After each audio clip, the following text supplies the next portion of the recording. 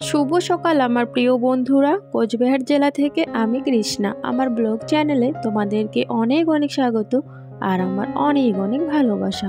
তোমরা যে যেখান থেকে আমার ভিডিও দেখছো, আশা করছি প্রত্যেককেই ভালো আছো, সুস্থ আছো।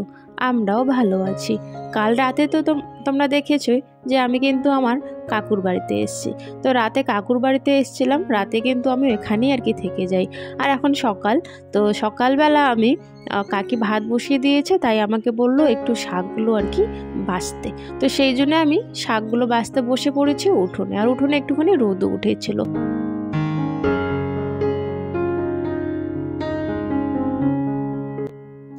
আমি সকালবেলায় চলে এসেছি বাড়িতে, খাওয়া দাওয়া করে চলে এসেছি। আর এই যে সামনে একটা গাছ আছে, এই গাছটার থেকে সবাই মিলে দেখো নিয়ে আসলো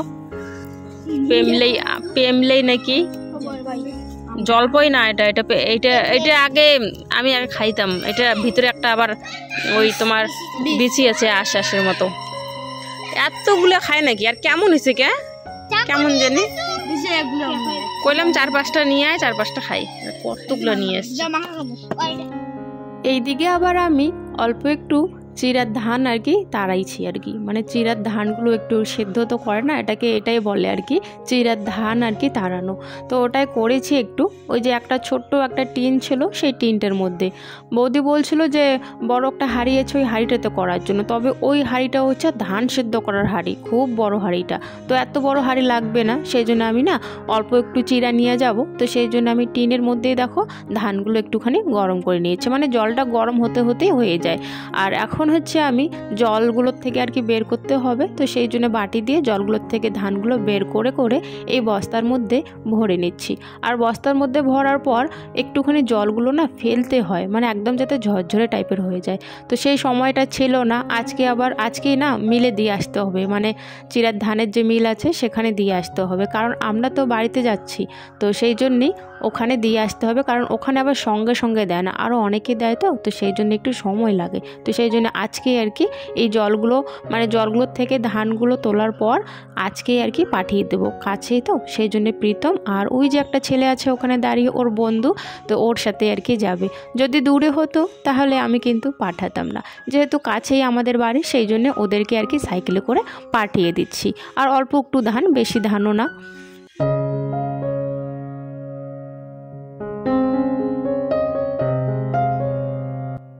কদিন পর বেশ ভালোই রোদ উঠেছে। আর এখানে রোদ এত পড়ছিল যে এখানে থাকাই যাচ্ছিল না। আমি হাউসকোটটা খুলে নিয়েছি। আর ওই যে হাঁড়ি তো না, মানে টিনটাতে একটু কালি লেগে আছে, হাউসকোটে আবার কালি ভরতে পারে, সেই জন্য আবার আমি না ওই যে হাউসকোটটা খুলে নিয়েছি। হাতে একটুখানি কালি ভরেছে, সবগুলো আমি বস্তাতে ভরে নিয়েছি। এখন বস্তাটা ভালো করে বাঁধিয়ে দেবো আর ওদেরকে সাইকেলে তুলে দেবো, কারণ ওরা তো তুলতে পারবে না। আর এখানে আমার ক্যামেরাম্যান হচ্ছে এই যে ছোট্ট রাজু, তো ও আমার ক্যামেরা ধরে আছে, সেই জন্য আজকে ভিডিওটা একটু ওরকম হচ্ছে। আমার তো সেরকম আর কোনো ক্যামেরাম্যান নেই, যাকে পাই তাকে আর কি ক্যামেরাটা ধরে দেই বা হচ্ছে স্ট্যান্ডের মধ্যে রেখে কিন্তু ভিডিও করি। তো ওকে ধরিয়ে দিয়েছি, ও বাচ্চা মানুষ, ওরকম করে একটু আমাকে করে দিয়েছে। যা করে দিয়েছে ভালোই, বেশ করে দিয়েছে, ভালোই লাগছে, তাই না? এখনও কিন্তু ওই ধরে আছে। আর এদিকে না আমি ওই যে টুপটা আছে সেটা বাঁধতে পারি না। তো ওই ছেলেটা আবার ও নাকি পারে, বলছে আমি পারি।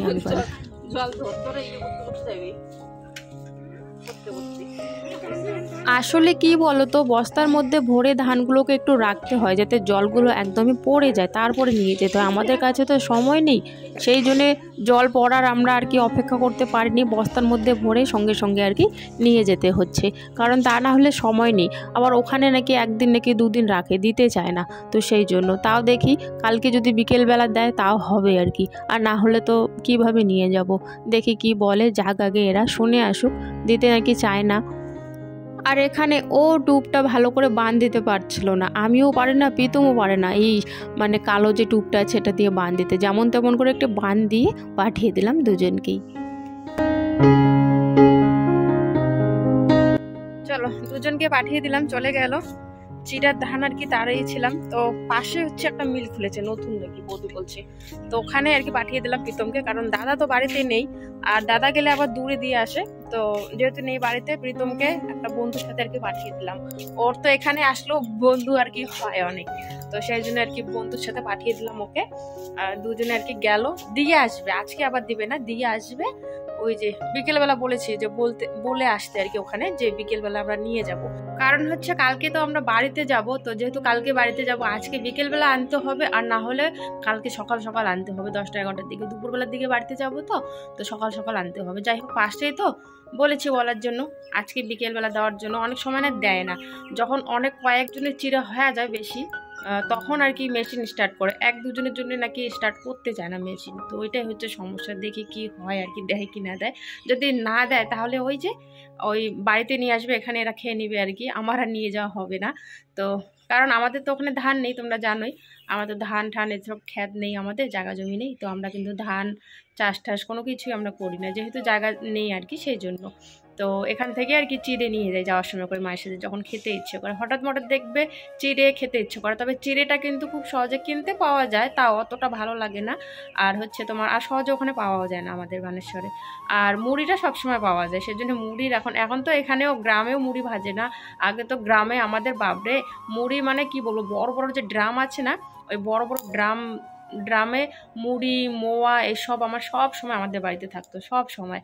তবে এখন কারো বাড়িতে থাকে না, এখন ওই যে কেনা মুড়ি পাওয়া যায়, তো কেনা মুড়ি আর কি সবাই খায়। তো সেই জন্য এখন বাড়ি কিন্তু চিড়েটা এখন থাকে বাড়িতে, মুড়িটা থাকে না। তো যাই হোক, কাল রাতে তো এখানে আমি ঘুমোইনি, তবে আজকে রাতে তো ঘুমাতে হবে তাই না, সেই জন্যে দেখো আমি ল্যাপটা বাইরে রোদে নিয়ে আসলাম। কারণ এই ল্যাপটা না খুব ঠান্ডা লাগে, এমনি তো পাকা ঘর, আর ল্যাপটা একদম যে ভিজে ভিজে টাইপের লাগে, তো সেই জন্য একটু রোদে দিয়ে দিলাম। আর ল্যাপটা রোদে দেওয়ার পর ভাবছি একটু ঘরটা ঝাড় দিয়ে ভালো করে একটু মুছে নিই। চলো কাজগুলো করতে করতেই তোমাদের সুন্দর সুন্দর কমেন্টের উত্তরগুলো দিয়ে ফেলি।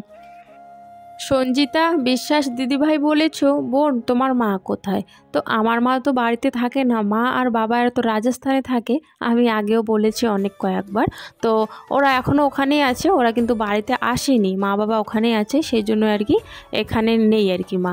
ওরা তো ওখানেই থাকে, হঠাৎ কাজের সূত্রে আসে। বাবা কিছুদিন আগে এসে গেছিলো আর কি, কারণ ওই যে ধান কাটতে হবে, ধানগুলো আবার ক্ষেতের থেকে নিয়ে আসতে হবে, তো ওই কাজগুলোর জন্য তো আসতে হবে। তো তখন বাবা এসছিলো, কয়েকদিনের জন্য এসছিলো। আর তখন আবার প্রীতির পরীক্ষা ছিল, ফাইনাল পরীক্ষা। এখন ফাইনাল পরীক্ষা ছেড়ে কি আমি আসতে পারি বলো? তো সেই জন্যে না, ওই পরীক্ষার সময় তো যেহেতু, সেই জন্য আমি তখন আসিনি। পরীক্ষা শেষ হতেই চলে এসেছি একটু ঘোরার জন্য। সঙ্গীতা দাস বলেছ, দিদিভাই ওই ছ্যাঁকাটা কিভাবে বানায় একটু বলবে, একটু দেখাবে? তো ঠিক আছে, আমি যদি এই তারিখে কোনোবার যদি ছ্যাঁকা বানাই, এমনি তো ছ্যাঁকা না খুব কম খাওয়া হয়, হঠাৎ খাই তো, বেশিরভাগ তো খাওয়া হয় না। তবে যেদিন আমি বানাবো ছ্যাঁকা, সেদিন আমি শেয়ার করব যে কীভাবে ছ্যাঁকাটা বানায়। তো তোমাদের অনেক অনেক ধন্যবাদ বন্ধুরা, এত সুন্দর সুন্দর কমেন্ট করার জন্য, আমাকে এতটা ভালোবাসা দেওয়ার জন্য।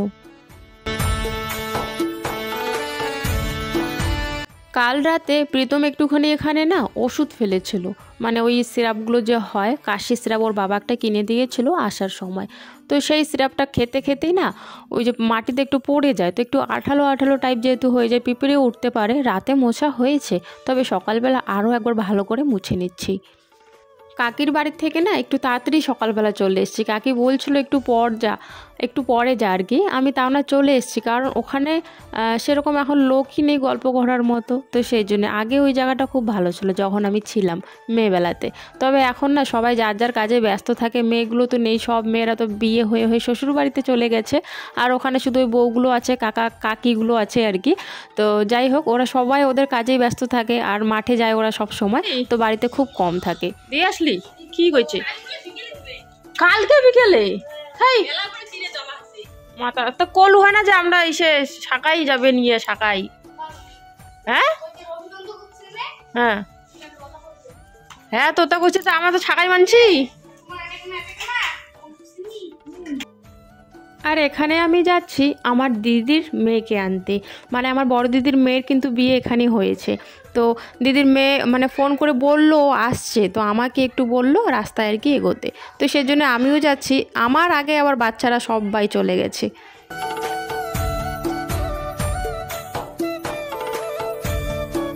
পুরো টিম আনতে গেছে, দেখ কতগুলো টিম, এগুলো হচ্ছে তো সবগুলো হচ্ছে বডিগার্ড এগুলো সবগুলো। দেখ ওই রাস্তা দিয়ে গেলু হয় কি দূর, ওই রাস্তা, এর জন্য মাঝখান দিয়ে এই রাস্তা দিয়ে আসলাম, ভিতর বাড়ির রাস্তা দিয়ে।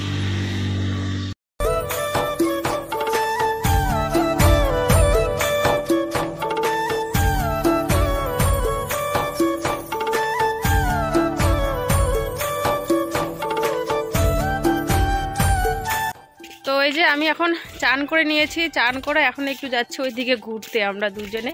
বাচ্চারা খেলছে, 12টার দিকে হচ্ছে টিপ করে জল আসবে, তখন ওদেরকে চান করে দেবো। কালকে এত ঠান্ডা ছিল, কালকে চান করেনি ওরা, আজকে চান করাতে হবে। এখন একটু যাচ্ছি আর কি রাস্তায়, ওইদিকে রাস্তায় বলতে আমাদের আর কি আত্মীয়দের বাড়ি যাচ্ছি। রান্না হয়ে গেছে বৌদির। আজকে কী কী রান্না হয়েছে যে দেখিয়ে দিই একটু।